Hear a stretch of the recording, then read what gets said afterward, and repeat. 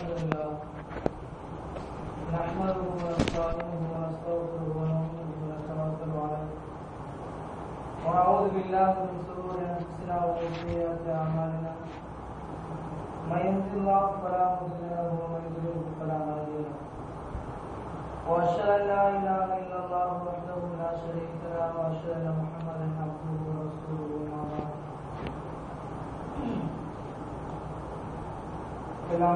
அல்லாஹ்வின் நல்லடியார்களே, கண்ணியமிக்க இஸ்லாமிய சகோதரர்களே, சகோதரிகளே, அல்லாஹ்வுடைய பெருங்கிருபையினால் கடமையாக ஆக்கப்பட்டிருக்கக்கூடிய இந்த ரமலான் மாதத்திலே பகல் முழுவதும் நோன்பினை நோற்றவர்களாக, இரவிலே அதிகமான அமல்களை செய்யக்கூடியவர்களாக அல்லாஹ் ரப்பல் ஆலமீன் நம் அனைவரையும் ஆக்கி வைத்திருக்கிறார். நம்முடைய நல்ல எண்ணங்களுக்கு ஏற்ப அல்லாஹ் ரப்பல் ஆலமீன் நம்முடைய பாவங்களை மன்னித்து அதிகமான கூலிகளை நம் அனைவர்களுக்கும் தந்தல் புரிவானார். அன்புக்குரியவர்களே, பெருமானார் ஸல்லல்லாஹு அலைஹி வஸல்லம் அவர்கள் சொன்னார்கள், உங்களிடையே பரக்கத்தான மாதம் வந்துவிட்டது. இந்த மாதத்திலே சுவனத்தினுடைய வாயில்கள் திறக்கப்படுகிறது, நரகத்தினுடைய வாயில்கள் மூடப்படுகின்றது. நன்மையை தேடுபவனே, இந்த மாதத்தில் நன்மையை அதிகப்படுத்திக் கொள்வாயாக.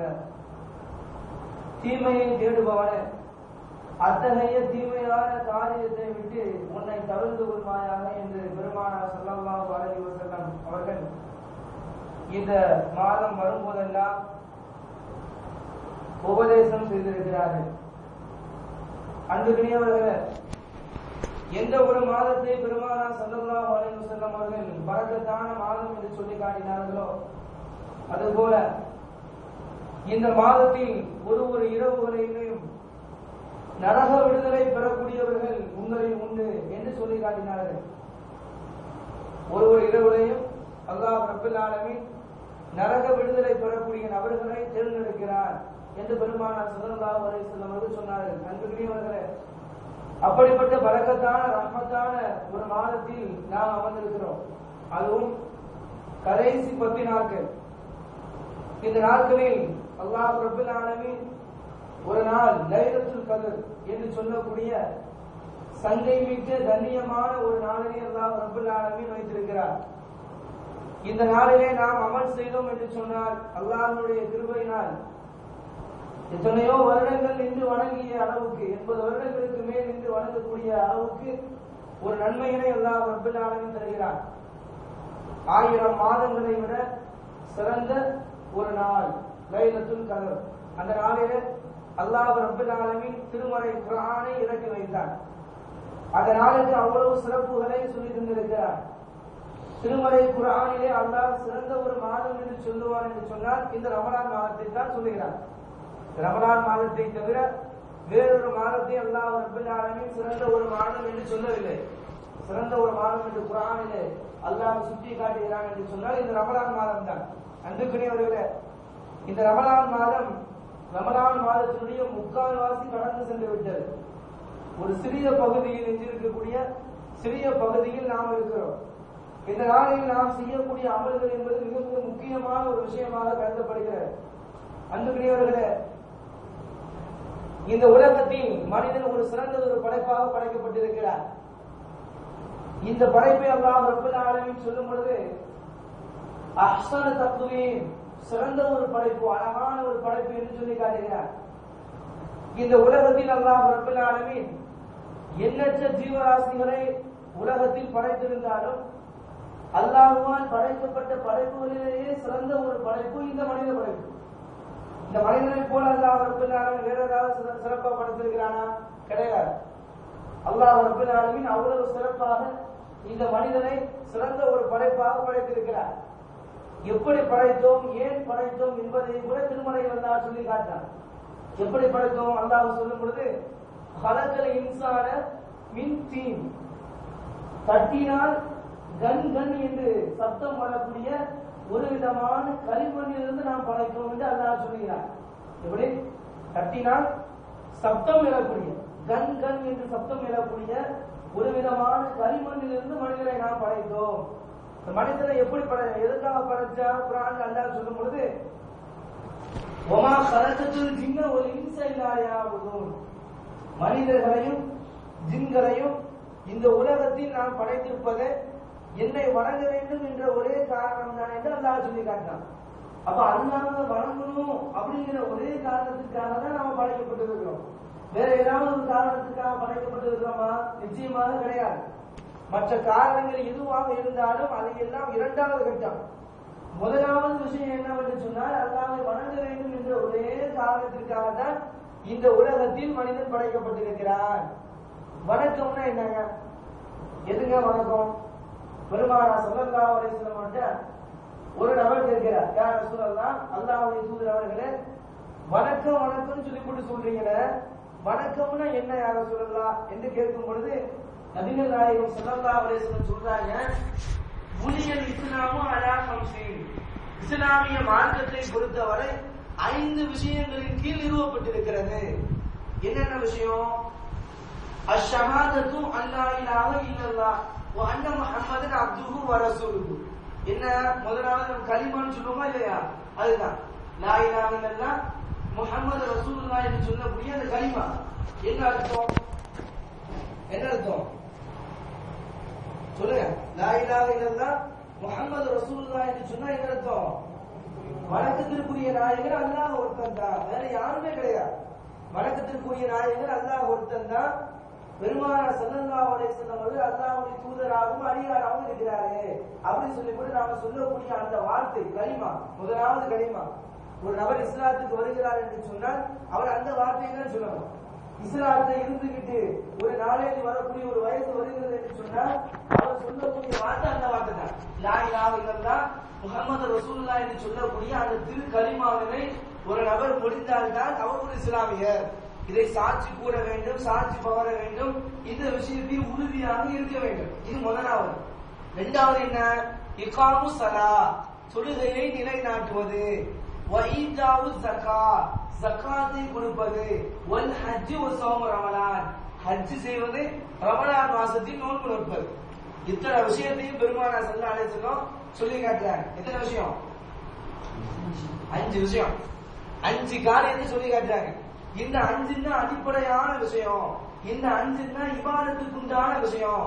இபாதத்திலே தலையான விஷயம், முக்கியமான இபாதத்திலே இந்த 5. இந்த 5ஐயும் ஒரு மனிதன் தன்னுடைய வாழ்க்கையில் பேணி நடக்கக்கூடிய சூழ்நிலையில தான் உண்மையான முஸ்லீமாக இருக்கிறார். அன்புக்குரியவர்களே, அல்லாஹ் ரப்பல் ஆலமீன் இவ்வளவு சிறப்பாக மனுஷனை படைச்சிருக்கிறானே, இந்த மனுஷனை அப்படியே வாழ விட்டாரானா? கிடையாது. வாழக்கூடிய சூழ்நிலையில சில கட்டளைகளை நியமிக்கிறான், சில கட்டளைகளை எல்லையாக அல்லாஹ் போடுகிறான். இந்த அடிப்படையில தான் வாழணும். மனுஷனை பொறுத்த வரைக்கும் தாழ்ந்தோட்டித்தனமா எப்படி வேணாலும் தான் விரும்புற மாதிரி வாழ்க்கையை அமைச்சுக்கலாமா? ஒரு மனுஷன் இருக்கிறான், மார்க்கத்தை தெரியாம, அல்லாஹ்வை பத்தி தெரியாம, அல்லாஹ்வுடைய தூதரை பத்தி தெரியாம தண்ணி அடிக்கிறான், தம் அடிக்கிறான், இப்படி எல்லாம் ஒரு மனுஷன் இருக்கிறான் அப்படின்னு சொன்னா இப்படி எல்லாம் வாழ்வதற்கு அல்லாஹ் ரப்பல் ஆலமீன் விட்டுறானா? கிடையாது. ஒரு சட்டத்தை போறான், ஒரு எல்லையை போடுறான், அந்த எல்லைக்குள்ள அந்த சட்டத்துக்குள்ள கட்டுப்பட்டு தான் நடக்கணும் அப்படின்னு சொல்லி ஒரு மார்க்கத்தை அணுகிறான். என்ன மார்க்கம்? இஸ்லாம்.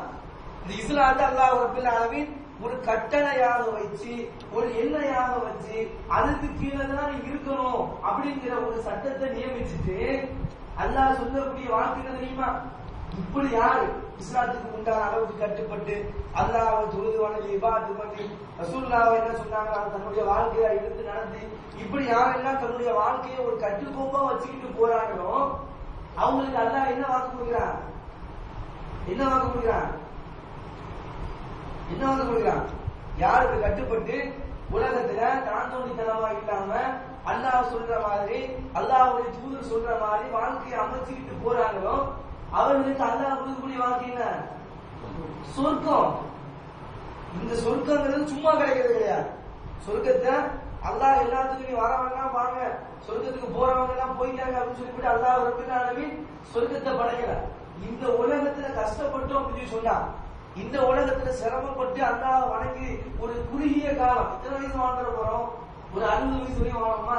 61 வயசு இறந்து போய்தான் ஆகும். 80 வயசு 100 வயசு வரையும் வாழ்வோமா? 101 வயசு இறந்து போய்தான் ஆகும். அப்ப குறிப்பிட்ட ஒரு கொஞ்சோண்டு காலம் தான். அந்த காலத்துல நாம வந்துட்டு இபாதத் பண்ணி கொஞ்சம் கஷ்டப்பட்டு கொஞ்சம் வாங்கி அப்படி இருந்துட்டோம் அப்படின்னு சொன்னா மறுமையில அல்லாஹ் நிரந்தரமான ஒரு வாழ்க்கையை கொடுக்கிறான். அதுதான் என்ன வாழ்க்கை? சுவன வாழ்க்கை. இப்படி இல்லாம அதெல்லாம் முடியாதுங்க. அல்லாஹ் சொன்னாலும் நம்முடைய வாழ்க்கையில கடைபிடிச்சு நடக்க முடியுமா? ரசூலுல்லாஹ் சொன்னாங்கன்னா நம்முடைய வாழ்க்கையில முடிஞ்சிருமா? அது என்ன அந்த காலத்துல சரியா போச்சுங்க அப்படின்னு சொல்லி நாம சொல்லி வாழ்க்கையை புறக்கணிச்சு நம்முடைய இஷ்டத்துக்கு தக்க நம்ம வாழ்ந்தோம் அப்படின்னு சொன்னா அதுதான் நரகத்தை கொடுத்துறான். இது ஒரு அடிப்படையான ஒரு விஷயம். இந்த விஷயத்தை நம்ம புரிஞ்சுக்கிட்டோம் அப்படின்னு சொன்னா நம்முடைய வாழ்க்கையில குர்ஆன் ஹதீஸை நம்மால பின்பற்ற முடியும். அன்புக்குரியவர்களே, ஒரு நாள் இல்லை என்றால் நிச்சயமா ஒரு நாள் மௌத்தா போகும். அப்படிதானே? இந்த உலகத்துல நான் மௌத்தா போக மாட்டேன் அப்படின்னு சொல்லி யாராலும் சொல்ல முடியுமா? அப்படி சொல்றாங்க நம்ம என்ன சொல்லுவோம்? வைத்தியகாரன் அப்படிதான் ஒருத்தர் நான் இந்த உலகத்துல நான் மௌத்தாவே போக மாட்டேன், நான் வாழ்ந்துகிட்டே இருப்பேன் அப்படின்னு சொல்லி ஒருத்தர் சொன்னாங்க. நாம என்ன சொல்லுவோம்? அடே உனக்கு என்ன பைத்தியமான புடிச்சிருக்குது, ஏன்டா அப்படின்னு சொல்றேன்னு நம்ம கேட்போம். ஏன்? எல்லாரும் ஒரு நாள் மௌத்தா போய் தான் ஆகணும். மனுஷன் மட்டும் கிடையாது, எந்த ஒரு உயிரினமா இருந்தாலும் சரி ஒரு நாள் எழுதிஞ்சணும் மரணிச்சு ஆகணும் என்கிற ஒரு அடிப்படையான விஷயத்தை மனுஷன் புரிஞ்சிருக்கிறான். ஆனா அந்த மரணத்திற்கு பின்னால் நம்முடைய நிலைமை அதை யோசிக்கணும். இறந்து போனதுக்கு அப்புறம் நம்முடைய நிலைமை என்ன? மௌத்தா போறோம், கபர்ல கொண்டு போய் வச்சிடறாங்க. வச்சதோட முடிஞ்சிச்சா? வச்ச உடனே மண்ணை போட்டு மூடிடுறாங்க. மூணு நம்முடைய வாழ்க்கை முடிஞ்சிச்சா? கிடையாது. நம்முடைய வாழ்க்கையினுடைய முக்கியமான பகுதி அங்கதான் ஆரம்பிக்குது. நம்முடைய வாழ்க்கையினுடைய முக்கியமான பகுதி எங்க ஆரம்பிக்குது? அந்த இடத்துலதான் முக்கியமான பகுதியே ஆரம்பிக்குது. இறந்து போனதுக்கு பிறகு பெருமானார் ஸல்லல்லாஹு அலைஹி வஸல்லம் சொல்றாங்க, கபருல கொண்டு அடக்கிறதுக்கு பிறகு நிகழக்கூடிய சம்பவங்கள் எல்லாம் இஸ்லாமிய மார்க்கம் சொல்வதை போல எந்த ஒரு மதமும் சொல்றது கிடையாது. இஸ்லாமிய மார்க்கம் சொல்லுகிற விஷயத்தை எடுத்து பார்த்துக்கிட்டீங்கன்னு சொன்னா ஒரு படத்தை போட்டு காட்டுற மாதிரி சொல்லுது. அல்லாஹ் என்ன செய்யறான்? ஒரு படத்தை போட்டு காட்டுற மாதிரி அல்லாஹ் சொல்லி காட்டுறான். அல்லாஹ்வுடைய தூதரே நம்முடைய கண்ணுக்கு முன்னாடி கொண்டு வந்து நிறுத்துற மாதிரி என்ன விஷயத்தையும் சொல்லி காட்டுறாங்க. அன்புக்குரியவர்களை, கபருல கொண்டு அடக்கம் செஞ்சதற்கு பின்னாடி மலக்கு வருவார். இதுக்கு முன்னாடி உயிர் எப்படி எல்லாம் கைப்பற்றப்படும் அந்த விஷயத்தை கூட இஸ்லாம் சொல்லுது. எப்படி தெரியுமா? ஒரு நபர் மௌத்தா போகிறார் என்று சொன்னா உயிரை கைப்பற்றுவனுடைய பேர் என்ன? மீகாயில்னு சொல்லுவாங்க, இஸ்ராயில் சொல்லி சொல்லுவாங்க. மீகாயில் இஸ்ராயில், இஸ்ராயில் சொல்லி சொல்லுவாங்க. இஸ்ராயில் சொல்லி சொன்னதுக்கு எந்த விதமான ஆதாரம் குர்ஆன் ஹதீஸ்ல கிடையாது. இஸ்ராயில் சொல்லி கொண்டு ஒரு வானவர் வேற ஒரு பொறுப்புக்காக நியமிக்கப்பட்டிருக்கிறார்.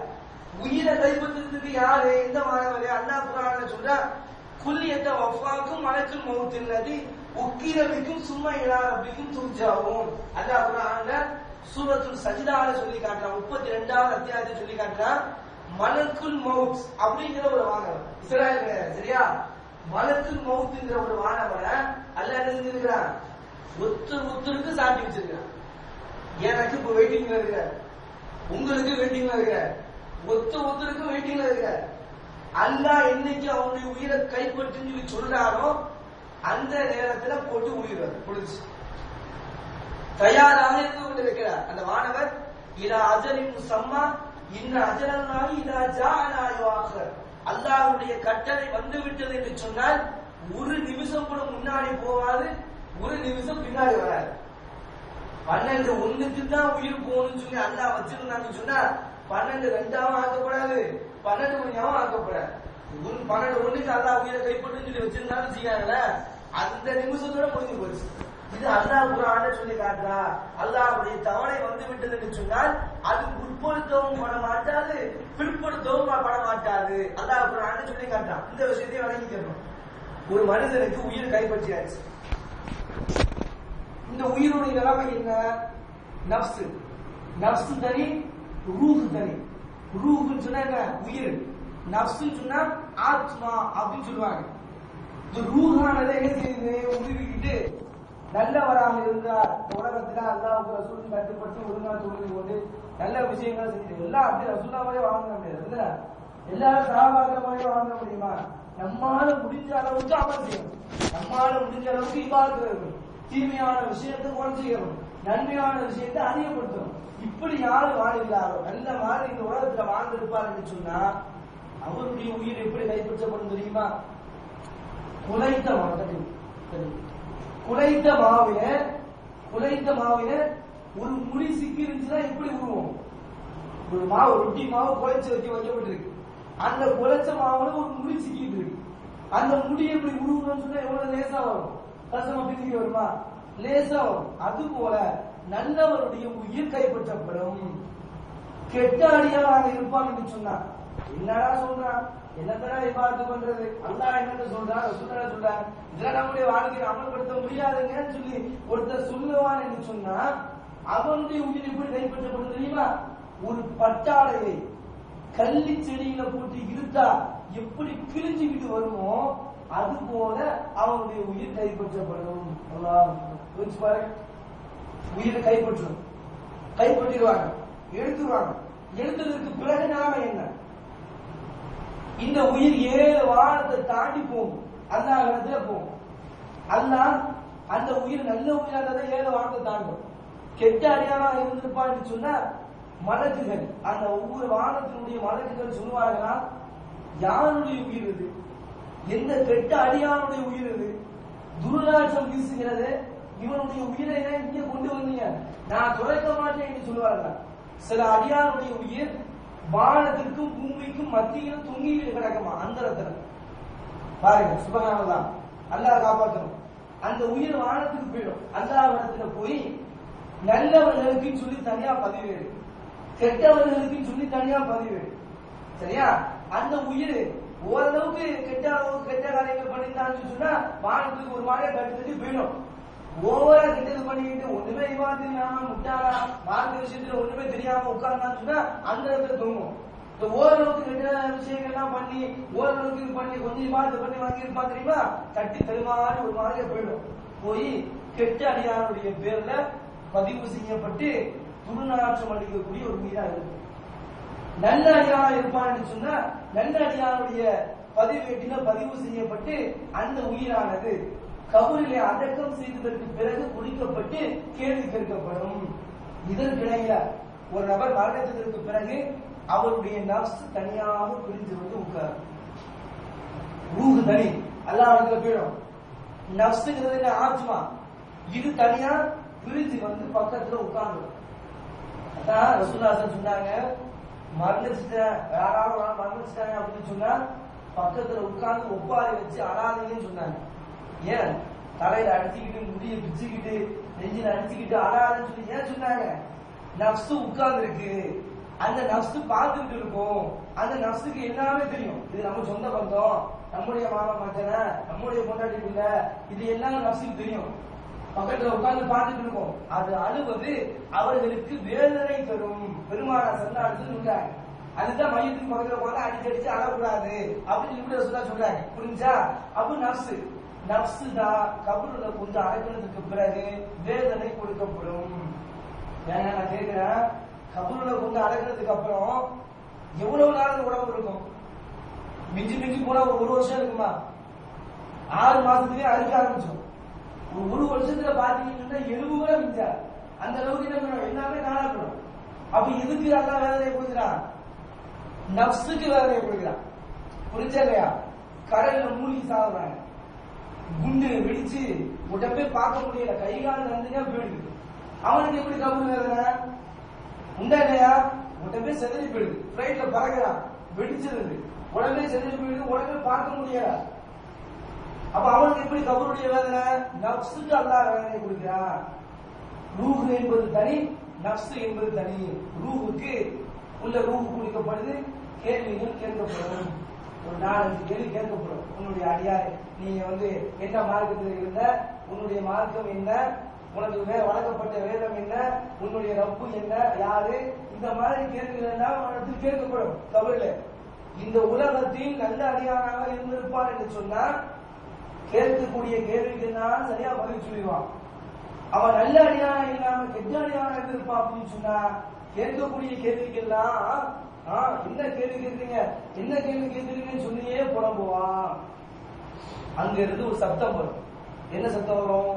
நல்ல அடியானாக இருந்திருப்பான்னு சொன்னா சுவனத்தில் ஒரு விரிப்பு விரிங்க, சுவனத்துல ஒரு விரிப்பை விரிச்சிருங்க. சுவனம் அவனுக்கு காட்டப்படும். கபூர்ல இருந்துட்டு சுவனத்தை பார்ப்பான். புது மாப்பிள்ளை உறங்குவதை போல உறங்குவான். கபூர்ல புது மாப்பிள்ளை எப்படி உறங்குவாரோ அது போல உறங்குவார். பெருமாள் சொல்றாங்க. கெட்ட அடியானாக இருந்திருப்பான்னு சொன்னா நரகத்தில் இருந்து ஒரு விரிப்பு விரிக்கப்படும், நரகம் காட்டப்படும், மம்மட்டியாலும் சம்மட்டியாலும் அவர்களுக்கு வேதனை கொடுக்கப்படும், பாம்புகளும் தேடுகளும் கடிக்கும் கபுல. இது போல பல விஷயங்களை பெருமானார் ஸல்லல்லாஹு அலைஹி வஸல்லம் அவர்கள் நமக்கு சொல்லி காட்டாங்க. அன்புக்குரியவர்களே, இந்த கபருடைய வாழ்க்கையை ஒருத்தர் நம்பல அப்படின்னு சொன்னா அவன் மூமினே கிடையாது. இறந்ததுக்கு அப்புறம் கபருடைய வாழ்க்கை என்ன செய்யணும்? நம்பணும். இந்த கபரை போய் யாராவது போய் பார்த்து வந்துருக்கிறோமா? உள்ள போய் உட்கார்ந்து தங்கிட்டு வந்திருக்கிறோமா? இல்ல ரசூலுல்லாஹ் தங்கிட்டு வந்து சொன்னாங்களா? அல்லாஹ் சொல்லிட்டான், அல்லாஹ் அவனுடைய தூதர் சொல்லிட்டாங்க. முதல் செய்யணும், நம்பிக்கை கொள்ள வேண்டும். இதை நம்பவில்லை என்று சொன்னால் உண்மையான முஃமின் கிடையாது. கபர்ல கொடுக்கப்படக்கூடிய வேதனை, கபர்ல கொடுக்கப்படக்கூடிய தண்டனை, கபர்ல இருக்கக்கூடிய விசாரணை, இதையெல்லாம் ஒரு மனிதன் நிராகரித்தான் என்று சொன்னால் அவன் ஒரு முஃமினே கிடையாது என்று இஸ்லாமிய மார்க்கம் சொல்லுகிறது. இது ஒரு அடிப்படையான விஷயம். இதற்கு பின்னாடிதான் கபர்லேயே ஒரு பாதி வாழ்க்கை ஓடுகிறோம். இதற்கு பின்னாடிதான் மஹ்ஷரிலே அல்லாஹ் ரப்பல் ஆலமீன் எழுப்புகிறான். மஹ்ஷர் மைதானத்திலே ஒன்று திரட்டப்படுகிறது. பிறகு அல்லாஹ் சொர்க்க நரகம் சொல்லி கொண்டு தீர்ப்பு கொடுக்கிறார். இது எல்லாம் அடுத்தடுத்து வரக்கூடிய சம்பவம். இதெல்லாம் அடுத்தடுத்து வரக்கூடிய சம்பவங்கள். இன்ஷா அல்லாஹ் இனி ஒரு தொடரான ஒரு வாய்ப்பு கிடைக்கும் பொழுது இன்ஷா அல்லாஹ் மஹ்ஷர் மைதானத்தை பற்றி, அதுக்கப்புறம் அல்லாஹ் கேட்கக்கூடிய கேள்விகளை பற்றி, சொர்க்கத்துக்கு போனா என்ன கூலி, நரகத்துக்கு போனா அல்லாஹ் எப்படி சித்தப்படுத்தி வச்சிருக்கிறார், யார் யாருக்கு சொர்க்கத்தை கொடுப்பா, யார் யாருக்கு நரகத்தை கொடுப்பா என்கிற விஷயங்கள் எல்லாம் இன்ஷா அல்லாஹ் இன்னொரு நேரத்துல நம்ம பார்க்கலாம். இது சம்பந்தமா ஏதாவது சந்தேகம் இருந்துச்சுன்னா கேளுங்க. சொன்ன பயான் பேசுற விஷயத்துல ஏதாவது சந்தேகங்கள் தெரியாம இருந்துச்சுன்னு சொன்னா தாராளமா கேளுங்க. ஏதாவது சந்தேகங்கள் இருக்குதா? இல்லையா? சரி, சந்தேகம் இருந்தாலும் சில கேளுங்க. இன்ஷா அல்லாஹ் இது தொடரா பார்க்கும்போது மற்ற தலைப்புகளை பார்க்கலாம். சுமார்